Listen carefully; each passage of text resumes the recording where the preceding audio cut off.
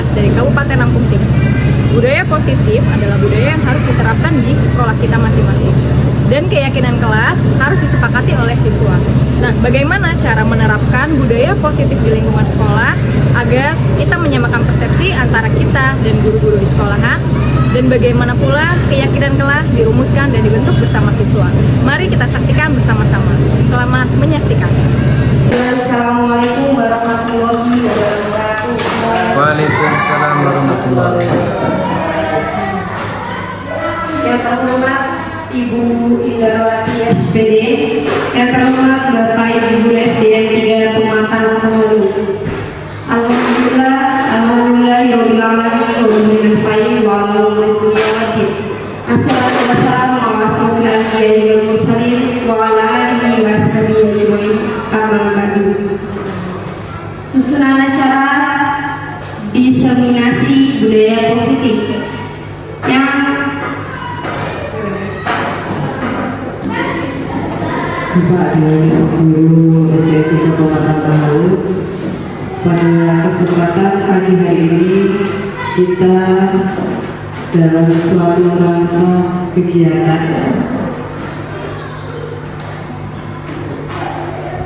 dalam rangka mensukseskan program guru penggerak. Pada saat ini sudah memasuki modul 1.4, yang mana dalam kegiatan ini kita akan diberikan materi ataupun pengetahuan oleh beliau Ibu Rani selaku PP yang akan menggunakan di sini diseminasi budaya positif.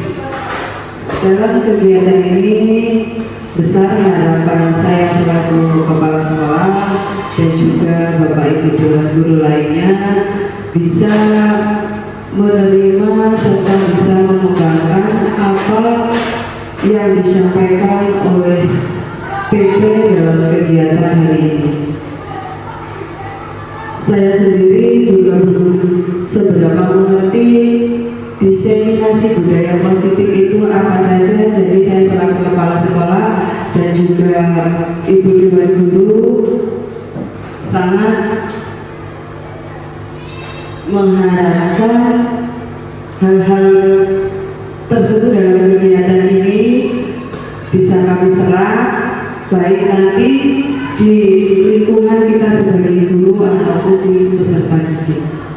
Dan juga Bu Rani, waktu dan tempat saya serahkan sepenuhnya. Kami siap menerima modul 1.4 yang akan disampaikan. Itu aja, kiranya karena waktu kita juga sangat terbatas, sehingga waktu sepenuhnya saya berikan kepada pembawa acara dan kepada guru penggerak. Saya akhiri, wassalamualaikum warahmatullahi wabarakatuh. Selanjutnya pematerian budaya positif oleh Ibu Hindrani Rahmi Putri. Waktu dan tempat saya persilakan. Warahmatullahi wabarakatuh. Terima kasih kepada pembawa acara atas waktunya dan juga Ibu Kepala Sekolah. Bapak Ibu, di sini saya minta izin untuk menyampaikan diseminasi budaya positif. Ini adalah tentang apa yang sudah saya dapatkan pada modul 1.4 tentang pemahaman kita terkait budaya positif yang harus kita terapkan di sekolah kita ini. Jadi mohon maaf sebelumnya, saya di sini bukan bermaksud untuk menggurui Bapak Ibu semua, tapi di sini saya hanya ingin menularkan ilmu yang sudah saya dapat dan kita bersama-sama untuk menyamakan persepsi tentang budaya positif agar bisa diterapkan di sekolah kita. Nah, ini alur pembahasan pada hari ini, Ibu-ibu. Yang pertama ada disiplin positif, yang kedua motivasi perilaku manusia, yang ketiga posisi kontrol, dan yang keempat segitiga restitusi. Nanti kita akan bahas itu semua. Lanjut. Nah, ini disiplin positif atau budaya positif itu adalah cara menerapkan pendisiplinan yang bertujuan untuk menumbuhkan kesadaran serta memberdayakan anak untuk mandiri diri. Saya yakin kita sebagai guru pernah melakukan yang namanya pendisiplinan siswa. Tapi nanti akan kita kaji apakah pendisiplinan yang sudah kita lakukan itu sebenarnya sesuai dan dikatakan baik atau tidak. Nanti akan kita kaji di sini karena jujur saya juga ternyata selama ini menyalahartikan begitu. Disiplin yang sudah saya lakukan ke anak-anak ternyata itu kurang tepat. Nanti akan kita bahas di sini. Nah ini, selanjutnya ada motivasi perilaku manusia. Berkaitan dengan disiplin tadi, anak-anak yang cenderung melakukan sesuatu yang tidak disiplin itu berkaitan dengan motivasi dirinya sendiri. Motivasi itu merupakan dorongan yang timbul pada diri seseorang secara sadar atau tidak sadar untuk melakukan suatu tindakan dengan tujuan tertentu. Jadi tujuan-tujuan motivasi manusia itu ada yang pertama menghindari ketidaknyamanan dan hukuman. Yang kedua mendapat imbalan atau penghargaan dari orang lain. Ketiga menghargai nilai-nilai kebajikan diri sendiri. Nah untuk yang pertama, murid melakukan disiplin diri karena ia takut dihukum. Ia merupakan motivasi ekstrinsik. Nah ini yang sering terjadi selama ini. Jadi kita mendisiplinkan murid itu bukan karena akhirnya murid melalui diri siswa itu, hanya saja dia menghindari ketidaknyamanan dan hukuman itu. Kemudian ada yang kedua mendapat imbalan atau penghargaan dari orang lain. Ini level kedua, murid melakukan disiplin diri karena ia ingin mendapat imbalan. Ini merupakan motivasi ekstrinsik juga. Jadi pernah kita mungkin ya melakukan namanya silakan duduk pulang aja, pulang sekolah yang duduknya paling rapi boleh pulang dulu. Gitu kan Bu ya, sering ya. Karena saya juga sering melakukan itu di kelas. Ternyata itu adalah pendisiplinan yang memang masih sangat masih ya middle ya, tengah-tengah. Dia bisa dikatakan baik tapi bisa juga dikatakan kurang baik karena itu tidak merubah perilaku siswanya, tapi dia melakukan hal itu karena ingin mendapat penghargaan atau pengakuan begitu. Nah yang ketiga, menghargai nilai-nilai kebajikan diri sendiri. Nah ini kalau siswa sudah melakukan ini, kita sudah berhasil melakukan ini, artinya siswa itu sudah menghargai dirinya. Dia sudah menerapkan disiplin itu di dalam dirinya. Murid melakukan disiplin diri karena sadar akan nilai kebajikan dirinya. Ini merupakan motivasi intrinsik. Nah, motivasi intrinsik ini muncul ketika seseorang itu sudah menyadari bahwa ada hal atau tindakan yang perlu dia lakukan.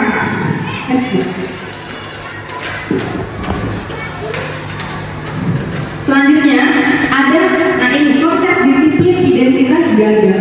Tadi kan ada kita motivasi diri ya Bu ya. Nah ini konsep-konsep disiplin. Yang pertama ada identitas gagal. Identitas gagal itu hukuman. Ada hukuman dan ada penghargaan. Perbedaan hukuman dan penghargaan. Kalau hukuman itu menyakitkan bagi yang merasakan, terus tidak nyaman, mungkin murid malu ya, merasa takut, memaksa, murid menyembunyikan kesalahan, murid menjadi rendah diri atau tidak percaya diri. Kemudian kalau penghargaan tidak efektif, yang pertama. Kedua, merusak hubungan sifat diri. Ketiga, mematikan kreativitas. Keempat, menghukum dengan sistem ranking. Kelima, merampas hak menghargai dirinya. Nah ini, jadi ketika kita memberikan hukuman kepada siswa, kayak misalnya hukumannya suruh push up atau lari keliling lapangan, yang dia rasa adalah tidak nyaman tentunya. Terus juga dia mungkin malu karena dilihat oleh teman-temannya. Dan kita ketika memberikan penghargaan bukan juga sesuatu yang benar, karena ketika memberikan penghargaan tadi merusak hubungan. Ada sifat iri dari temannya, dia bisa dapat kayak gitu karena ini yang namanya hidupnya paling rapi, bisa pulang duluan. Jadi ada seseorang yang merasa tidak adil gitu. Kemudian mematikan kreativitas. Ketika misalnya ada suatu proyek atau tugas, siswa diberikan iming-iming terlebih dahulu. Nanti kalau yang hasilnya bagus, ibu kasih coklat. Artinya mereka melakukan itu karena ini coklatnya gitu. Jadi bisa mematikan kreativitas mereka. Besok-besok kalau ada yang tugas begitu lagi, pengennya nyontoh juga yang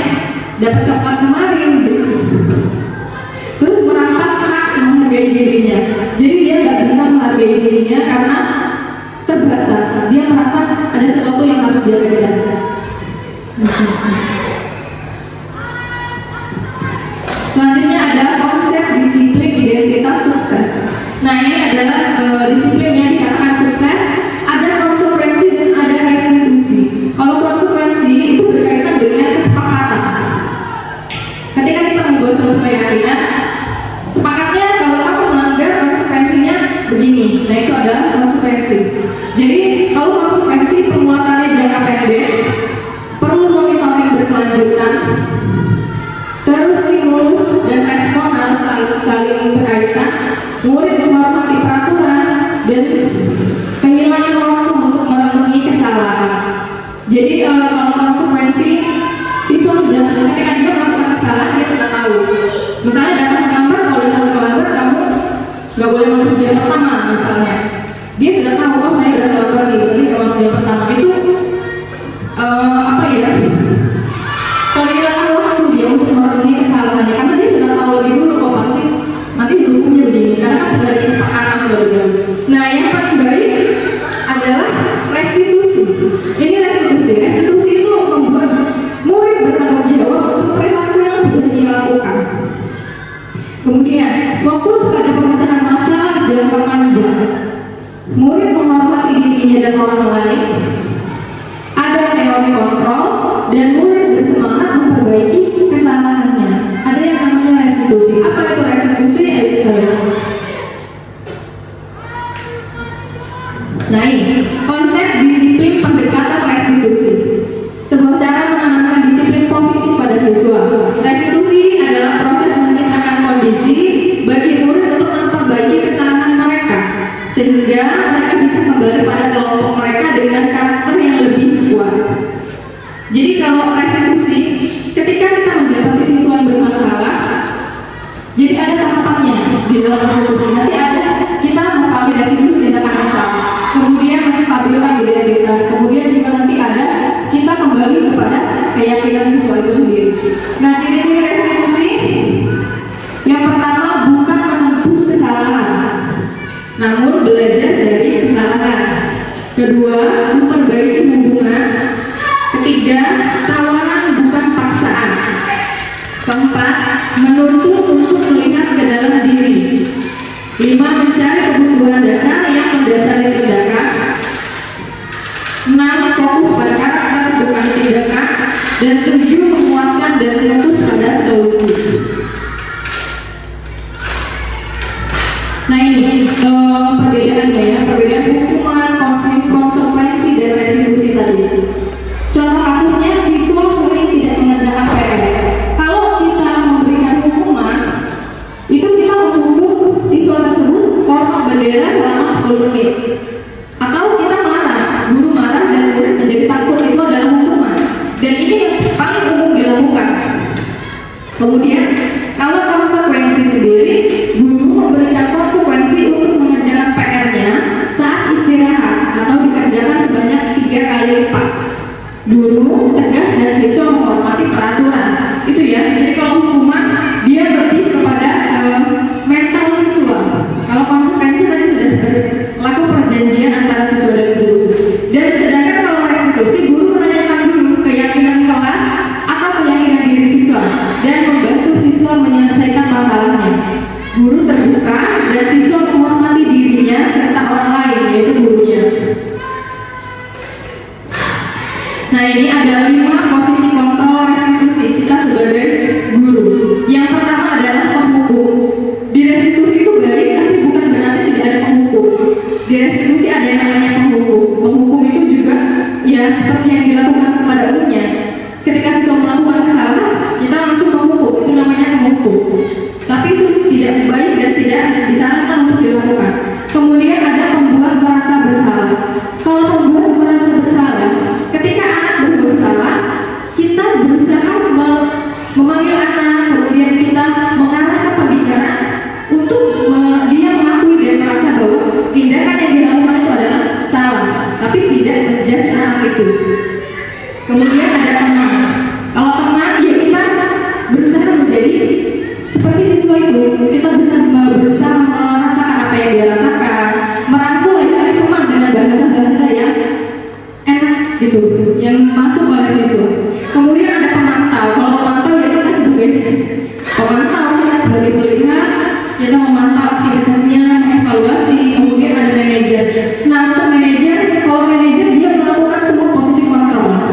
Kalau manajer, dia berusaha untuk menjadi teman, berusaha untuk juga menjadi pembuat merasa bersalah dulu awalnya, tapi dengan bahasa teman, kemudian dia juga memantau juga. Jadi posisi yang paling tinggi adalah manajer. Ibu lengkap saat merasa berbeda. Ini sering terjadi juga di kita. Kalau perempuan, yang dilakukan adalah patuhi aturan sekolah, lalu berdiri di depan barisan. Itu kalau kita berposisi sebagai seorang perempuan. Kalau kita berposisi sebagai pembuat merasa bersalah, berapa kali ibu guru harus memberitahu kamu, ibu kecewa sama kamu. Nah ini kita membuat dia merasa bersalah. Oh berarti ibu itu kecewa sama aku. Dia jadi merasa bersalah. Kalau teman, nah ini bahasanya, ayolah yang ngerti buat ibu bangga kali ini adalah seni integrasi bersih ibu. Yang sudah saya katakan. Jadi yang pertama ada validasi tindakan yang salah. Kalau validasi tindakan yang salah yang kita ucapkan itu, kamu tentu punya alasan kenapa kamu melakukan hal itu. Terus, adakah cara yang lebih efektif untuk mendapatkan apa yang kamu butuhkan? Kira-kira itu yang akan kita katakan ketika kita memvalidasi tindakan yang salah. Kemudian menstabilkan identitas. Ketika menstabilkan identitas, kita mengatakan kepada siswa nggak apa-apa kalau dia salah, nggak apa-apa. Semua orang itu pernah melakukan kesalahan. Tapi yang penting adalah bagaimana memperbaiki ke depannya. Dan atau kita katakan juga kamu bukan satu-satunya yang pernah melakukan hal ini. Yang lain juga pernah, tapi mereka sudah lebih baik, mereka sudah memperbaiki. Terus yang terakhir yang kita lakukan adalah menanyakan keyakinan. Kan ada yang namanya keyakinan atau kesepakatan kita di sekolah. Kita harus seperti apa bertindak, harus seperti apa memakai seragam, berlaku. Kita tanyakan keyakinan kelas yang telah kita sepakati apa? Perjanjiannya apa? Kamu ingin menjadi orang yang seperti apa? Kita usahakan siswa itu merenungi segala masalahnya kalau di restitusi. Jadi bukan semata-mata ketika dia salah kita langsung kamu salah, kamu ini. Nah itu sebenarnya tindakan yang tidak dibenarkan. Jadi kita panggil dulu, pertama kita stabilkan dulu identitasnya. Kita tanya, ibu tahu pasti semua orang kan pernah salah. Sekarang kamu cerita gak sama ibu kenapa kamu melakukan ini? Terus kalau dia sudah cerita, ya kita arahkan kepada validasi tindakan. Ibu tahu pasti kamu punya alasan kenapa kamu melakukan hal ini. Kemudian kita ingatkan lagi pada keyakinan atau perjanjian yang sudah kita buat selama di diskusi. Skenario segitiga restitusi di kelas. Jadi saya membuat video tentang segitiga restitusi dengan pemerannya adalah anak-anak. Ini videonya masuk.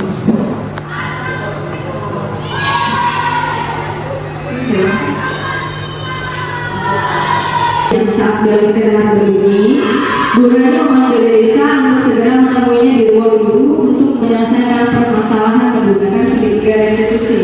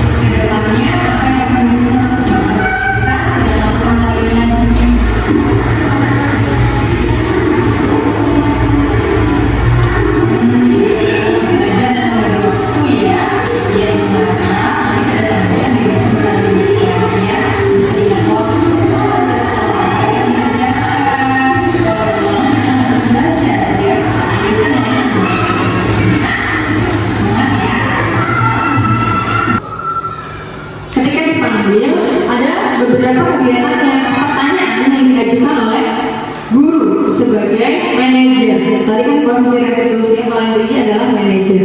Yang pertama, guru menstabilkan identitas siswa dulu. Guru menanyakan apakah yang dilakukan siswa tadi itu adalah kesalahan atau bukan. Apakah yang dia lakukan baik atau tidak untuk dirinya sendiri terutama. Kemudian ketika siswa itu sudah menceritakan dari versi dia, sudah menjelaskan bahwa itu adalah kesalahannya, siswa sudah menyadari, kemudian guru memvalidasi tindakan yang salah. Memvalidasi tindakan yang salah namanya valid. Valid itu harus timbul, iya betul, saya melakukan kesalahan. Harus timbul itu dari perkataan siswa sendiri, dari mulut siswa sendiri, tanpa paksaan. Jadi kita mengarahkan kepada keyakinan siswa agar siswa bisa menjelaskan bahwa yang dilakukan adalah tindakan yang salah. Itu adalah validasi. Kemudian selanjutnya bentuk keyakinan. Keyakinan yang ditanyakan adalah bagaimana siswa itu merasa bahwa yang dia lakukan itu berkaitan dengan kesalahannya melanggar suatu keyakinan kelas atau keyakinan sekolah. Selanjutnya ini video yang kedua tentang anak yang tidak pernah memasukkan bajunya.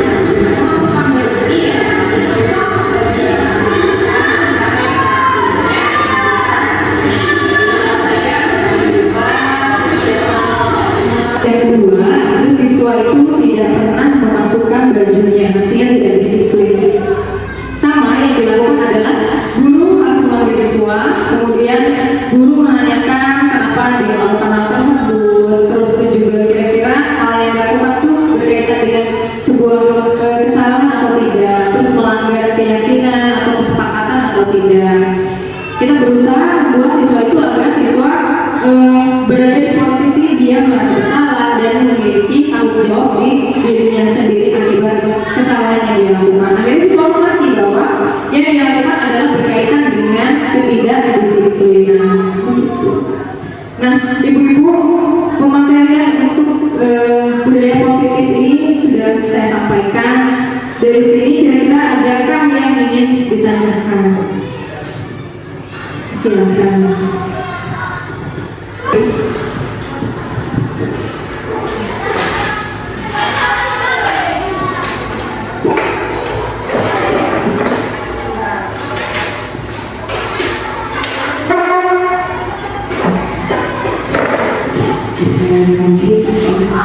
Baik, di sini saya akan bertanya. Tadi kita sudah membahas tentang budaya positif itu yang timbul dari ekstrinsik ya dan intrinsik.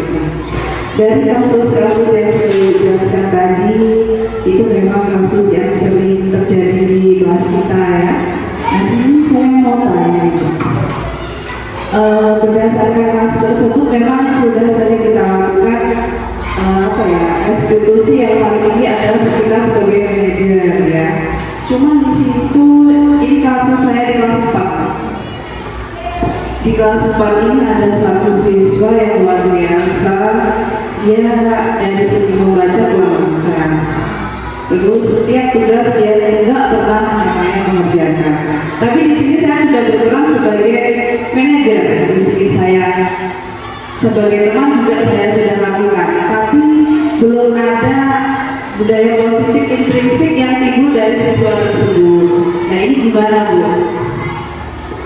Ya, terima kasih kepada Ibu Siti Nurjana. Pertanyaannya sangat luar biasa. Ini pun menjadi perenungan kita bersama ya Bu. Berkaitan dengan mungkin minat belajar siswa itu sendiri ya Bu. Ketika siswa diarahkan itu sudah diposisikan gurunya sebagai manajer. Manajer tadi kan ada teman ya, dia mengibaratkan dirinya sebagai teman. Tapi siswa itu malah tidak merasa bahwa dirinya itu melakukan sebuah tindakan yang merugikan dirinya sendiri. Dia masih tetap tidak mengerjakan PR, tidak mengerjakan tugas gitu ya Bu. Nah, kalau ini menurut saya adalah kembalikan lagi, kita ajak koordinasi mungkin dengan orang tuanya gitu. Kita selesaikan bersama orang tua, karena posisi sebagai manajer sudah kita lakukan. Kita sudah buat siswa merasa bersalah bahwa dia tidak mengerjakan. Apalagi kalau sampai kita sudah memposisikan diri sebagai penghukum misalnya, siswa malah sudah merasakan teman-temannya melihat dia melakukan sebuah kesalahan, tidak mengerjakan PR, dia tidak malu juga ya. Kita sudah berusaha untuk memberikan kontrol sebagai teman, dia juga tidak memiliki kesadaran. Berarti segala tindakan sudah kita lakukan, saatnya mungkin kita menghubungi orang tua koordinasi, karena yang paling banyak berperan di rumah kan adalah orang tua. Apalagi berkaitan dengan tugas-tugas, bagaimana orang tuanya berusaha untuk melakukan kontrol kepada anaknya di rumah gitu. Itu mungkin dari saya Bu. Atau mungkin ada dari lain, dari guru-guru yang lain, kita berdiskusi saja di sini. Posisi kan anak itu tidak ada orang tua ya, yang mencoba sebenarnya ini bahkan disarankan sama orang nenek dan kakeknya itu dia nggak mau sama sekali ya. Terus gimana ini tindakannya? Berarti itu dari diri anaknya, dari diri anaknya sendiri ya.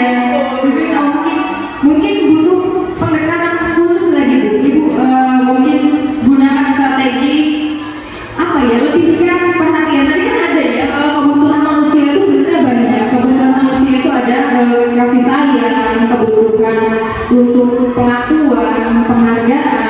Nah, ketika anak yang tidak mendapatkan kasih sayang, dan tidak mendapatkan pengakuan atau tidak sering didengarkan di rumah, dia seringkali melakukan hal-hal yang di sekolah itu dia cenderung melakukan tindakan-tindakan yang lebih agresif atau lebih ke arah yang negatif bahkan, karena dia ingin mendapatkan kasih sayang itu di sekolahan, tapi dengan cara yang salah. Nah, itu mungkin nanti Ibu lakukan pendekatannya yang benar-benar secara seperti ibu dan anak mungkin begitu ya Bu ya, evaluasi setiap hari, terus juga Ibu mulai melakukan evaluasi hari ini sudah dilakukan apa, besok apa. Jadi benar-benar setiap hari anak itu Ibu pegang, Ibu ajak diskusi, Ibu tanyakan gimana kabarnya. Jangan langsung mungkin menjurus kepada tugas yang dia atau kesalahan yang dilakukan, tapi ngobrol aja dulu secara pribadi. Itu menurut saya Bu. Ini ada tambahan dari Ibu Kepala Sekolah, silakan.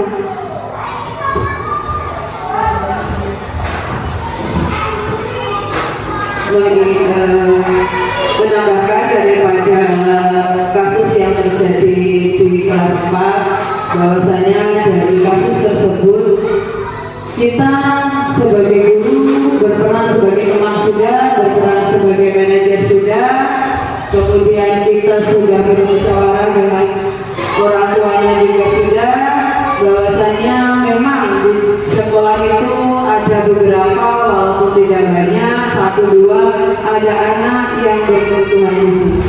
Mungkin apa yang terjadi di kasus kelas 4 itu termasuk dalam anak berkebutuhan khusus. Anak berkebutuhan khusus tersebut berarti kita itu memang harus ekstra. Kita tidak bisa menyamakan dia dengan teman-temannya. Jadi penanganan kita pun juga ekstra dalam arti kita akan melakukan pendekatan pendekatan khusus dengan anak tersebut. Jika saja yang penting kita sebagai peran pendidik, sebagai guru kita mengajar, sebagai pendidik kita sudah mengarahkan, sudah memberikan berbagai nasihat, motivasi, langkah-langkah yang lain juga sudah kita lakukan. Yang kita lakukan semaksimal mungkin. Masalah hasilnya seperti apa, apakah itu berhasil atau tidak, yang penting kita sudah melakukan semaksimal mungkin langkah-langkah terbaik menurut kita sebagai seorang guru, seorang pendidik.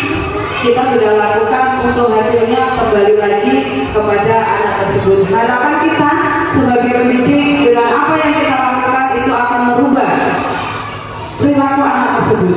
Itu harapan. Jika saja itu juga belum berubah, yang penting kita sudah memberikan hal-hal yang terbaik untuk kita. Mudah-mudahan dengan berjalannya waktu, mungkin dalam 1 bulan, 2 bulan anak tersebut belum bisa menerima, belum ada perubahan. Mungkin di kelas 4 belum ada perubahan, mungkin dia akan berubahnya nanti di kelas 5 atau di kelas 6. Yang penting kita sebagai seorang pendidik, seorang guru tidak bosan-bosan untuk selalu memberi pendekatan-pendekatan khusus bagi anak-anak yang berkebutuhan khusus. Dan itu tidak bisa kita samaratakan dengan peserta didik kita yang lain yang biasa-biasa, dalam artian itu dia tidak berkebutuhan khusus. Jadi anak berkebutuhan khusus itu bermacam-macam, tidak hanya saja secara fisik, kan ada anak yang berkebutuhan khusus secara fisik dan ada anak yang berkebutuhan khusus secara mental. Mungkin anak tersebut ke dalam kategori mana kita bisa menyeleksi, kita bisa memberikan arahan-arahan tersendiri terhadap anak-anak seperti itu. Itu saja. Ya, terima kasih pada mungkin kita harus benar-benar melihat apakah anak itu tergolong anak yang memiliki kebutuhan khusus atau tidak. Dan selanjutnya masih ada ibu yang ingin bertanya atau yang ada yang dibahas, saya diskusikan mungkin. Tidak ada. Kalau tidak ada, sekian pematerian dari saya. Mudah-mudahan apa yang sudah saya sampaikan ini nantinya bisa kedepannya itu dilakukan dan bisa diterapkan di sekolah kita. Saya akhiri, Ibu, wabillahi taufiq wal hidayah. Wassalamualaikum warahmatullahi wabarakatuh. Saya kembalikan kepada Nafwa. Bapak Ibu guru sekalian, mungkin cukup sekian dari pematerian budaya positif oleh Ibu Hairani Rahmi Putri. Dan yang terakhir penutup, mari kita tutup acara kita pada pagi hari ini dengan mengucap lafaz hamdalah. Alhamdulillahirabbil alamin.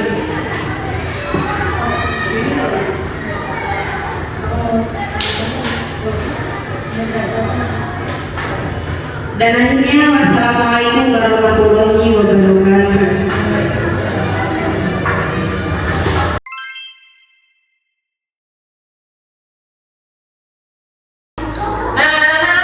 Selamat pagi. Sehat? Ya, sekarang kalau sehat biar semangat, kita sama-sama tepuk semangat. Tepuk semangat.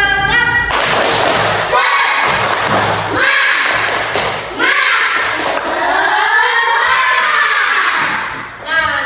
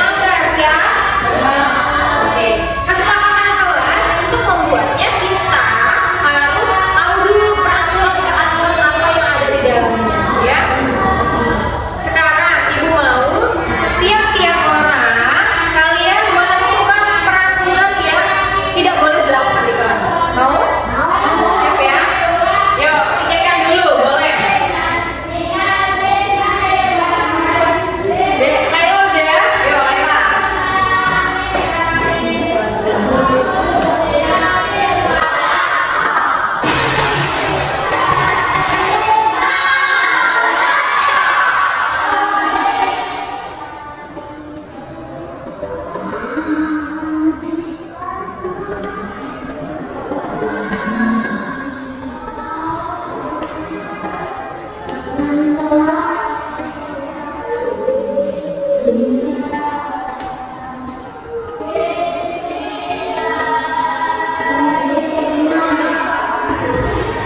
Laila tidak boleh membuli ya. Silakan lanjut ke Delisa. Nih, Delisa dan Erin ya.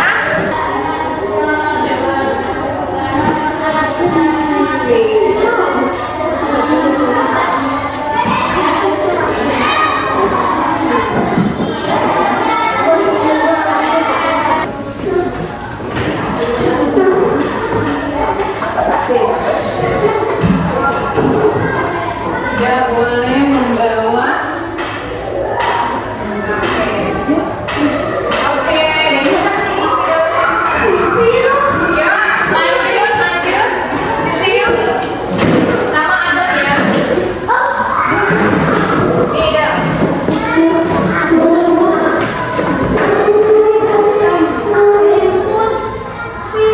Harus bervariasi ya, nggak boleh. Tidak boleh. Banyak loh di kelas nggak boleh apa aja kan?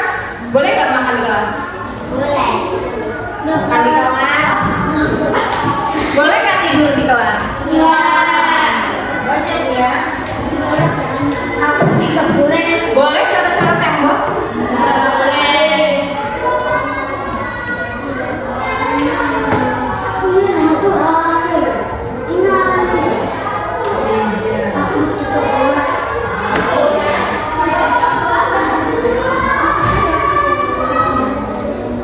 Yo, ini spidolnya. Sudah. Ayo lanjut Adam dan Talita.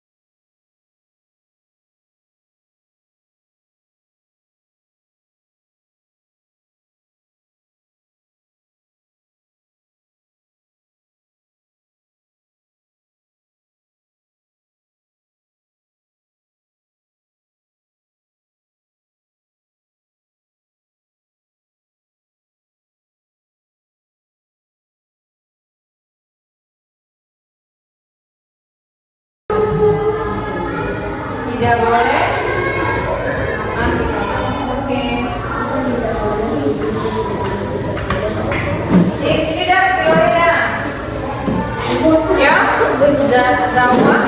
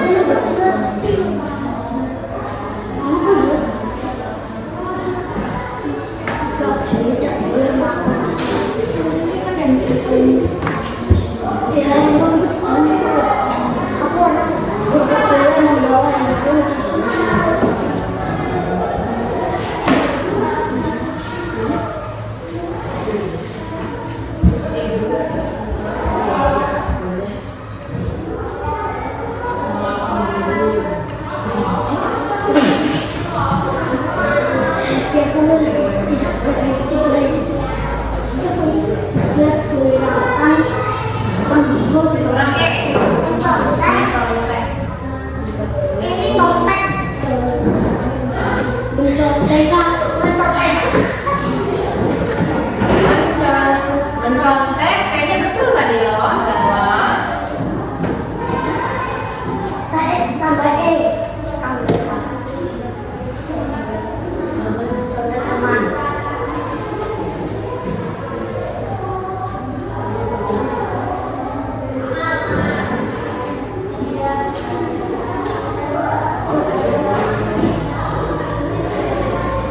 Oke, terima kasih semuanya ya. Ada berapa ini sini? Satu, dua, tiga mana ini ya? Tiga, empat, lima, enam, udah, empat, tujuh ya ini ya. Yang pertama, tidak boleh membeli. Yang kedua, tidak boleh membeli. Ketiga, tidak boleh makan di kelas. Empat, tidak boleh memakai meja.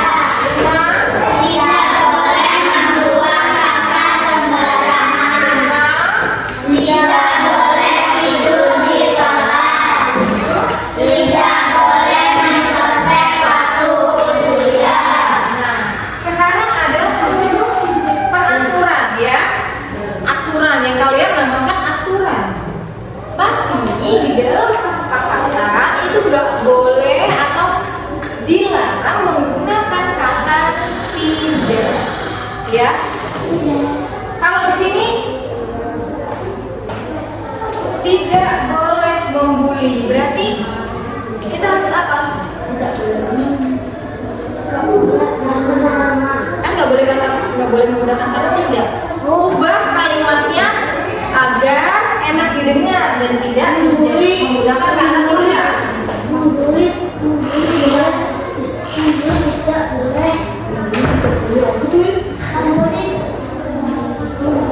Misal ya, tidak boleh membuli nomor 1 ya. Tidak boleh membuli ya.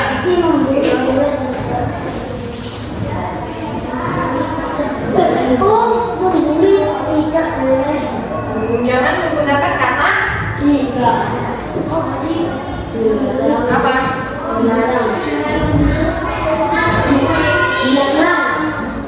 Intinya kita ubah kalimatnya tidak menggunakan kata-kata yang negatif. Kalau jangan, tidak itu kan negatif ya.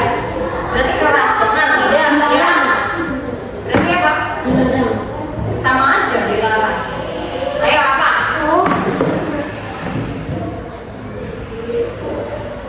Menghormati atau menghargai teman. Menghormati atau menghargai teman di dalamnya tidak boleh membuli, berarti ya tidak boleh mengejek ya kan? Ya nggak, sepakat? Termasuk nggak tidak menghormati teman atau menghargai teman itu di dalamnya berisi artinya kalian tidak boleh membuli, tidak boleh mengejek, tidak boleh memusuhi teman ya. Berarti kan kita harus menghormati teman ya kan? Nah itu maksudnya. Jadi kita kumpulkan, kita rangkum menjadi menghargai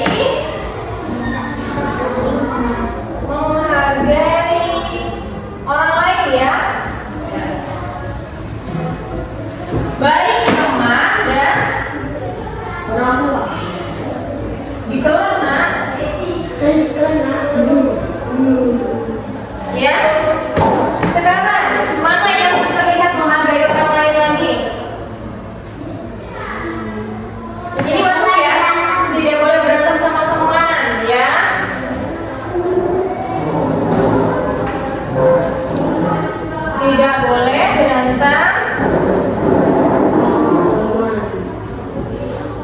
Tidak boleh berantem, masuk juga ke menghargai orang lain, teman dan guru. Terus yang mana lagi?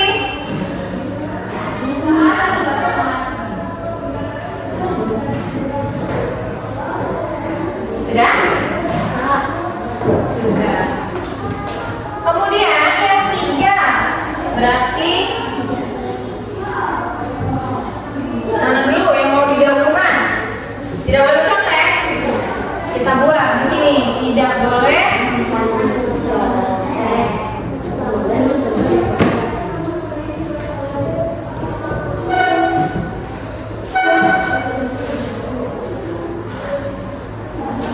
Kalau tidak boleh mencontek berarti apa?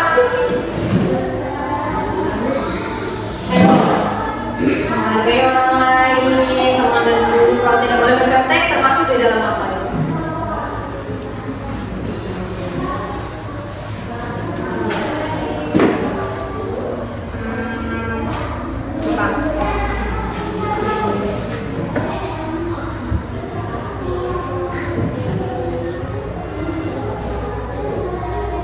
Bisa nggak masuk ke belajar dengan sungguh-sungguh? Bisa ya? Atau mengerjakan tugas dan ulangan dengan jujur. Ada nilainya kan? Jujur. Bersikap jujur. Ya? Apa di dalamnya? Mencontek, tidak berbohong di kelas, ya? Sudah masuk ke dalam bersikap jujur. Terus apa ada lagi nggak yang masuk ke jujur? Yang dari kalian buat? Nggak ada ya? Terus tidak boleh mencoret meja.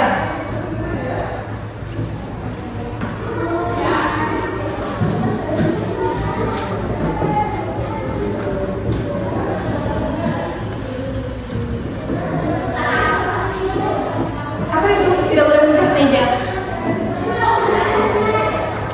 Ayo, pikirkan. Kalau mencontek termasuk tidak jujur, berarti kita harus bersikap jujur. Membuli termasuk tidak menghargai orang, berarti kita harus menghargai orang lain atau menghormati.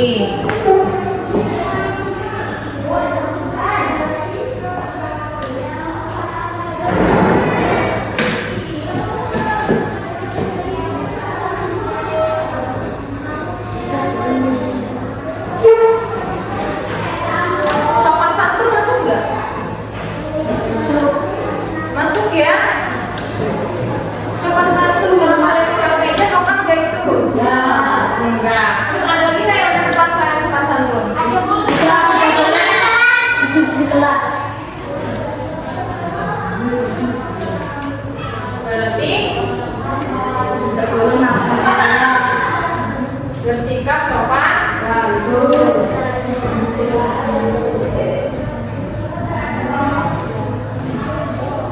Termasuk dengan tidak boleh tidur di kelas.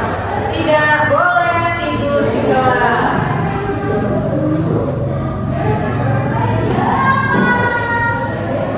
Sini ya.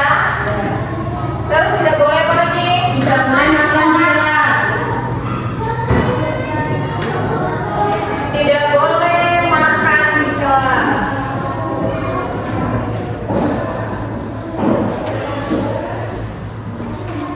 Ada lagi? Yang ibu sudah tulis ibu hapus ya. Nah, ini sudah tadi. Mencontek sudah. Yo, yang lain apa? Tidak boleh membawa HP. Tidak boleh membawa. Sopan santun ya itu. Nggak masuk sopan santun ya. Kalau tidur termasuk sopan santun. Masa gurunya menjelaskan kalian tidur, ya? Masa gurunya aja nggak makan, gurunya aja menjelaskan, belajar teman-teman yang lain kalian makan, itu nggak sopan ya. Artinya bersikap sopan santun. Sekarang kita ganti. Tidak boleh membawa HP.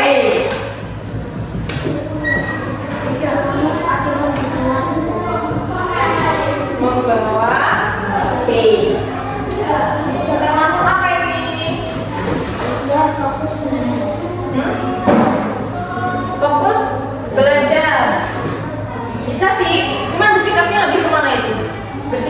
kalau tidak boleh membawa HP? Kan membawa HP itu adalah aturan di sekolah ya. Kalau kalian membawa HP berarti kalian melanggar peraturan nggak? Ya. Melanggar peraturan dari sekolah kan? Kalau sekolah ya. Berarti tidak apa? Berarti tidak apa kalian kalau mau bawa HP? Tidak disiplin. Itu maksudnya, berarti tidak boleh membawa HP termasuk ke bersikap disiplin. Bersikap disiplin. Termasuk juga, ibu tambahkan ya,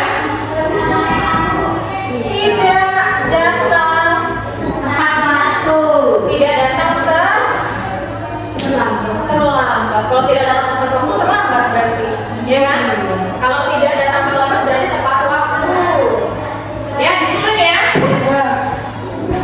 Terus membuang sampah terakhir ya. Tidak boleh membuang sampah sembarangan. Ibu hapus ya yang bawa yang benar ya.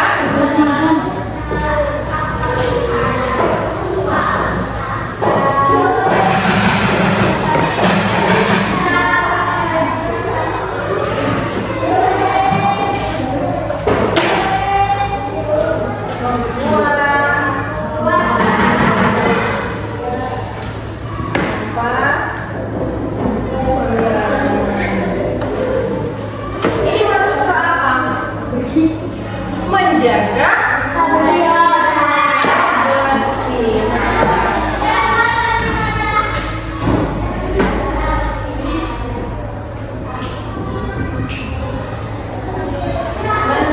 kebersihan kelas dan sekolah.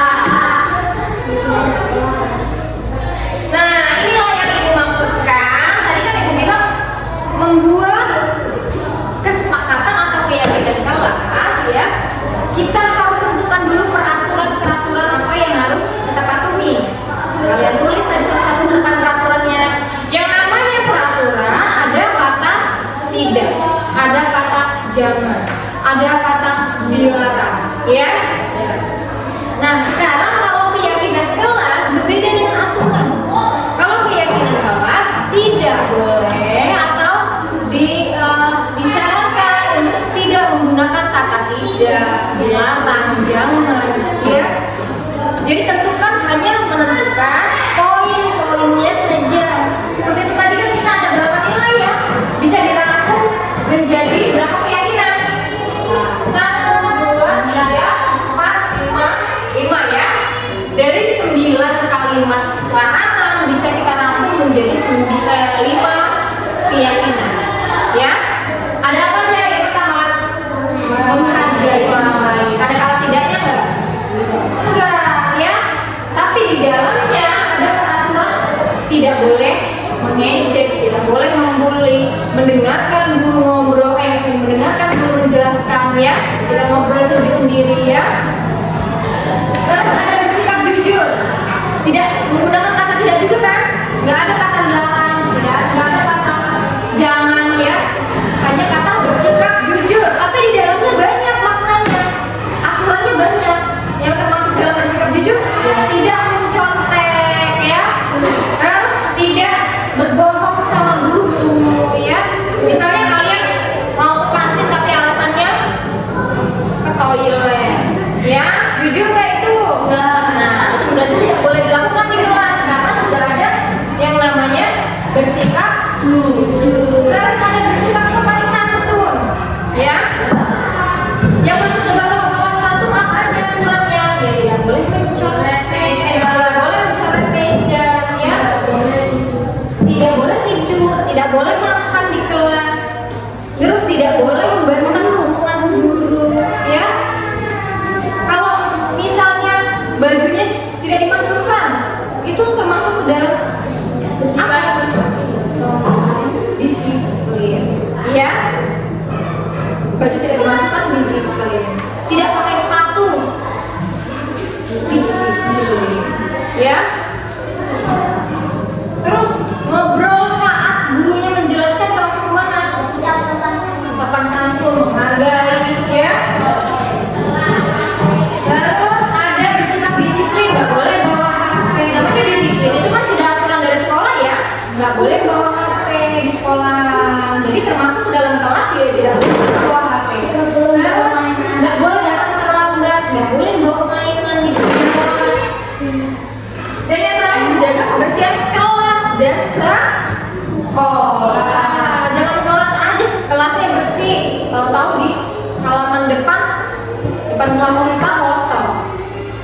jajan sosis dibuang sembarangan, ya kan? Bekas minum es dilempar aja, padahal di depan sudah ada tong sampah dua, ya, ada sampah kering, ada sampah basah, ya. Itulah gunanya tong sampah di depan kelas, ya.